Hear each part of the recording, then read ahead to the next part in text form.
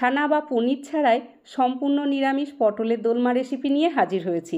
এখন পটলের সিজন চলছে, তাই পটলের বিভিন্ন রকমের রেসিপি তোমাদের সাথে শেয়ার করার চেষ্টা করছি। ইতিমধ্যে নিরামিষ একটা পটলের রেসিপি দিয়ে ফেলেছি, যারা দেখেছো তাদেরকে অনেক ধন্যবাদ, আর যারা দেখোনি তাদেরকে দেখার জন্য অনুরোধ করছি। 250 গ্রাম পটল নিয়েছি। পটলটাকে এভাবে চেঁচে নেওয়ার পর যে কোনো একটা দিক কেটে নেব। দুই দিক কিন্তু কাটলে হবে না, একটা দিক কেটে নিতে হবে।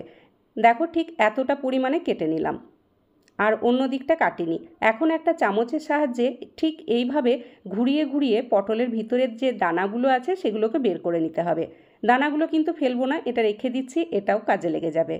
তোমরা যারা ইউটিউবে দেখছো প্লিজ আমার চ্যানেলটিকে সাবস্ক্রাইব করে নিও, আর যারা ফেসবুকে দেখছো পেজটিকে ফলো করে দিও। আর ইতিমধ্যে যারা সাবস্ক্রাইব করে নিয়েছো বা ফলো করছো আমার পেজটিকে, তাদেরকে জানাই অনেক ধন্যবাদ।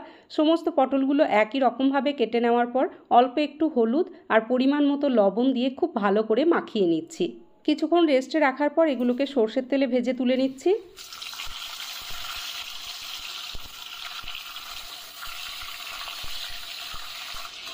দেখো কি সুন্দর ভাজা হয়েছে, এরকম লালচে করে ভেজে কড়াই থেকে তুলে রাখতে হবে।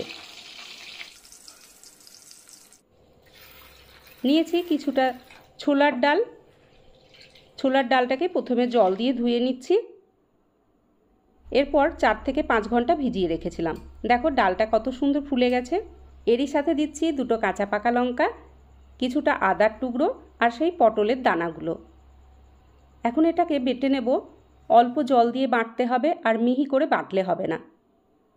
কড়াইয়ে দিচ্ছি সর্ষের তেল, ফোড়নে কালো জিরে, গোটা জিরে দিচ্ছি, কিছুটা কাজু বাদামের টুকরো, এরই সাথে কিশমিশের টুকরোও দিতে পারো। হালকা লালচে করে ভেজে নিয়েছি। সেই বেটে রাখা ডালটা দিয়ে দিচ্ছি।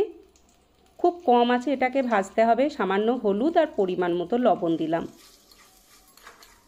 খুব কম আছে ভাজবে, নইলে কিন্তু কড়াইয়ের নিচে ধরে যেতে পারে। এতে অল্প চিনি দিতে পারো, তবে আমি চিনির পরিবর্তে 1 টুকরো সন্দেশ দিয়েছি। সন্দেশ দেওয়ার জন্য এটার স্বাদ হয়েছিল অপূর্ব। সন্দেশ দেওয়াটা সম্পূর্ণ অপশনাল, না দিলে তোমরা 1 চামচ এর মধ্যে চিনি দিতে পারো। দেখো পুরটা একদম তৈরি হয়ে গেছে। কড়াই থেকে যখন এরকম ছেড়ে আসবে তখন বুঝবে তৈরি হয়ে গেছে। এখন ঠান্ডা হয়ে যাওয়ার পর পটলের মধ্যে পুরটাকে ভরে দিতে হবে। পটলের মধ্যে বেশ ঠেসে ঠেসে অনেকটা করে পুর ভরবে, খেতে খুবই ভালো হবে। প্রত্যেকটা পটলই দেখো আমি পুর ভরে নিচ্ছি।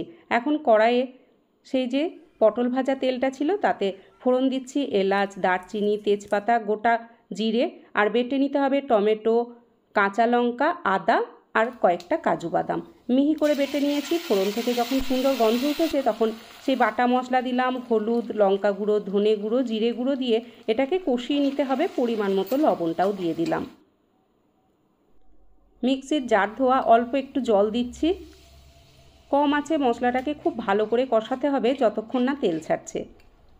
দেখো তেল ছেড়ে দিয়েছে। দিচ্ছি সামান্য একটু চিনি। নিরামিষ রান্নাতে অল্প একটু চিনির ব্যবহার করলে রান্নার স্বাদ বাড়ে। মশলা খুব ভালো করে কষিয়ে নেওয়ার পর এর মধ্যে দিচ্ছি গরম জল। জলের পরিমাণটা নিজেরা বুঝে দেবে, যেরকম গ্রেভি রাখবে সেরকম পরিমাণে জল দিতে হবে। দেখো ফুটে গেছে। তেজপাতা দুটো আমি তুলে ফেলে দিলাম। ফুটে যাওয়ার পর সেই পটলগুলোকে দিয়ে দিচ্ছি। কম আছে 2 থেকে 3 মিনিট রান্না করে নেব। নামাবার আগে দিলাম 1 চামচ ঘি। তৈরি হয়ে গেল নিরামিষ পটলের দোলমা।